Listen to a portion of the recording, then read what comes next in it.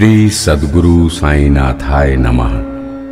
अथ श्री साई ज्ञानेश्वरी अष्टम अध्याय। श्री साई ज्ञानेश्वरी का 8वां अध्याय अर्चना, प्रार्थना एवं विनती है। व्यक्ति जब श्री साई के अनंत ऐश्वर्य का अनुभव करता है तो उसकी आंखें प्रेम के आंसुओं से छलक उठती हैं। वो भक्ति भाव के साथ श्री साईं की अर्चना में संलग्न हो जाता है। उसके मन में समर्पण भाव का उदय होता है और वो अपने हृदय के सिंहासन पर श्री साईं को विराजमान कर लेता है। वो निष्काम भाव से श्री साईं की सेवा में लग जाता है। उसके लिए श्री साईं ही भगवान हो जाते हैं। भक्त अपने आराध्य ईश्वर से प्रार्थना करता है कि आप अज्ञान का अंधकार दूर करें, पाप कर्मों को क्षीण करें, गलतियों को क्षमा करें, शरणागत की रक्षा करें, अपावन को पावन करें, अभक्त के मन में भक्ति भरें, दुख को सुख में बदलें, संसार सागर की लहरों में पतवार बनकर नैया को भव के उस पार ले जाएं, अपना वरद हस्त मस्तक पर रखें और अपनी कृपा दृष्टि सदैव बनाए रखें। ईश्वर सबकी विनती सुनते हैं, मेरी भी करुण विनती सुनेंगे, ऐसा भक्त का दृढ़ विश्वास है।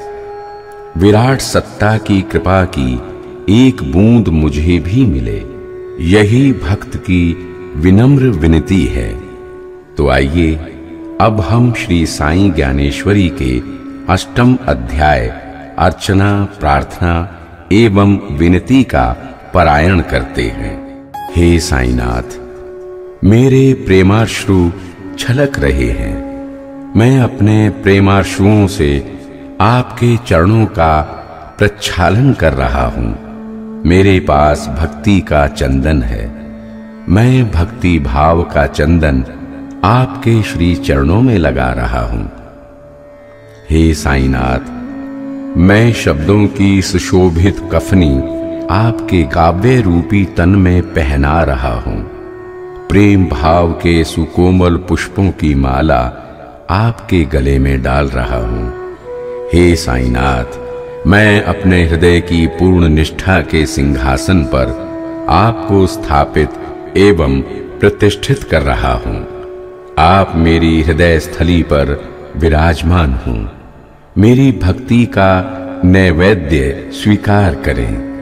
हे साईनाथ, मैं अपने मन की दक्षिणा आपको अर्पित करता हूं ताकि आपके आशीर्वाद से होने वाले कार्य के प्रति मुझ में कर्तापन का भाव ना आए और कार्य की सफलता या असफलता की चिंता भी मुझे ना सताए। हे शांत चित्त, धीर वीर गंभीर, ज्ञान के शिखर, करुणा से परिपूर्ण सघन बादल, दया के अगाध सागर, सत्य के साक्षात स्वरूप, हे साईनाथ, आप माया के घने अंधकार का नाश करते हैं। हे सिद्ध पुरुष, आप जाति गोत्र की सीमा से परे हैं। आप अप्रत्याशित कृपा करने वाले हैं। आप करुणा के अक्षय भंडार हैं।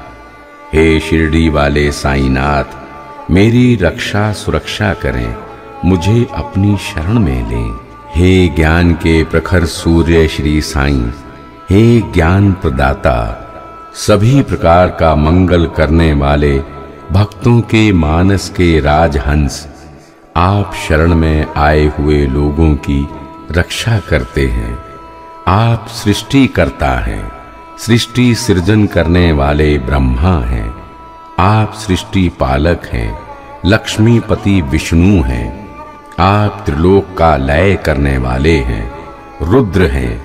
ऐसा निश्चित ही है, यही ध्रुव है। हे साईनाथ, ऐसी कोई जगह नहीं जहां आप नहीं, धरती पर ऐसा कोई स्थान नहीं जहां आपका वास नहीं। हे साईनाथ, आप सर्वव्यापी हैं, सर्वज्ञ हैं। आप हर प्राणी के अंतर्मन में स्थित हैं। सभी अपराधों को माफ करने वाले, क्षमा मांगने पर तत्काल क्षमा प्रदान करने वाले, संशय के कारण भक्ति ना करने वाले लोगों के संशय भी आप यथाशीघ्र दूर कर देते हैं। हे साईनाथ, आप कामधेनु हैं और मैं आपका वत्स हूं।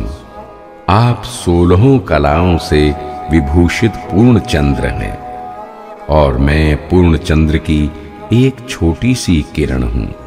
आपके पावन चरण स्वर्ग से अवतरित होने वाली गंगा नदी के समान पवित्र हैं। मैं आपका दास हूं। मैं आदर के साथ आपके चरणों में सविनय नमन करता हूं। हे साईनाथ, आप अपनी कृपा का वरद हस्त मेरे मस्तक पर रखें। मेरे दुख, कष्ट और चिंता का निवारण करें। मैं तो आपके चरणों का एक अदना सा दास हूं। आपके समर्थ हाथों में जगत का कल्याण है।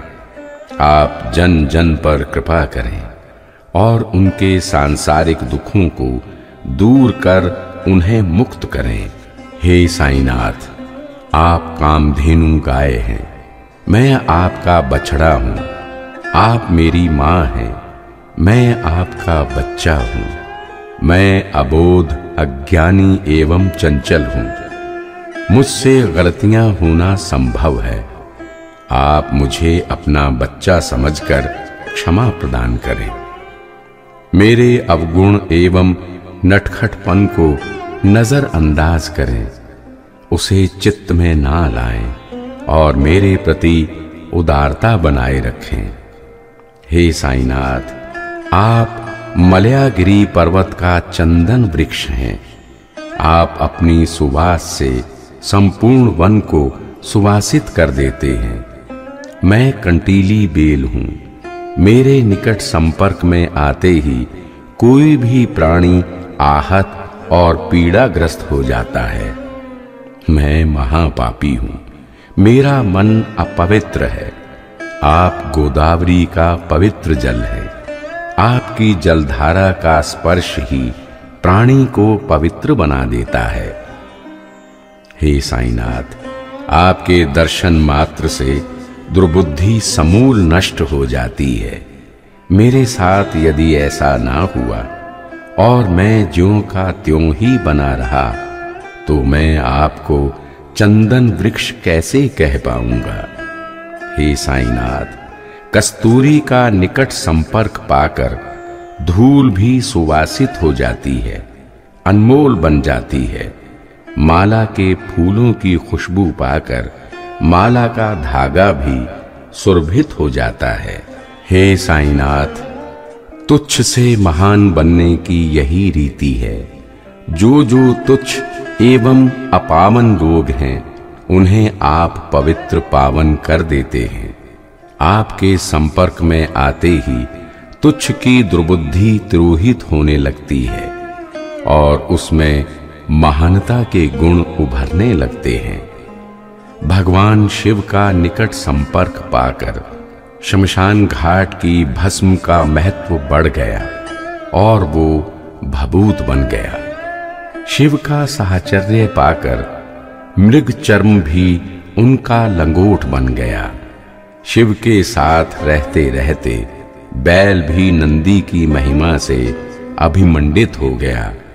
महान हस्ती के संपर्क में रहकर तुच्छ वस्तुएं भी महत्वपूर्ण बन गईं। मैं तुच्छ एवं हीन हूं, दुराचारी एवं पापी हूं। मुझे कोई चिंता नहीं, क्योंकि मैं आपके चरणों की शरण में आ गया हूं, आपके संरक्षण में हूं। हे साईनाथ, क्या आप मेरे बारे में कुछ नहीं सोचेंगे? क्या आप मेरी विनती को अनसुना कर देंगे? क्या आप मुझे पापों से मुक्त नहीं करेंगे? मेरा अंतर्मन कहता है कि आप तुच्छ एवं हीन पर अवश्य ही कृपा करेंगे और उसे उच्च स्थान का अधिकारी बनाएंगे। इसके लिए मैं आपसे याचना करता हूं। हे साईनाथ, मेरा मन जिन वस्तुओं से संतुष्ट होता है और जिनसे सुख का अनुभव करता है, उन समस्त भौतिक एवं आध्यात्मिक वस्तुओं की पूर्ति आप अवश्य करेंगे, मुझे उपलब्ध कराएंगे। ऐसा मन में दृढ़ विश्वास है, इसमें रंच मात्र भी संदेह नहीं। हे साईनाथ, आप सिद्धों और योगियों के सम्राट हैं। आपका ऐश्वर्य विराट है। आपकी एक दृष्टि पाते ही, आपके चरणों का दर्शन करते ही सारे अवगुण और विकार दूर हो जाते हैं। आप मुझ पर कृपा दृष्टि करें। आपकी कृपा दृष्टि के बाद भी यदि मुझ में कोई दुर्गुण या दोष शेष बच गया तो वो आपकी कमी मानी जाएगी। उसकी जिम्मेदारी आपकी होगी। अतः आप मुझ पर विशेष ध्यान दें। आप मुझ पर अशेष कृपा करें। हे साईनाथ, मैं इससे अधिक और क्या कहूँ, इससे ज्यादा क्या विनती करूँ। आप ही मेरे आधार हैं। आपके चरण में ही मेरी शरण है। माँ की गोद में बच्चा हो तो फिर उसे किस बात का डर। आपका सानिध्य बना रहे तो चिंता फिक्र एवं डर भय का प्रश्न ही नहीं। श्री साईं सद्गुरु नाथार्पणमस्तु। शुभम भवतु। इति श्री साईं ज्ञानेश्वरी अष्टमो अध्याय।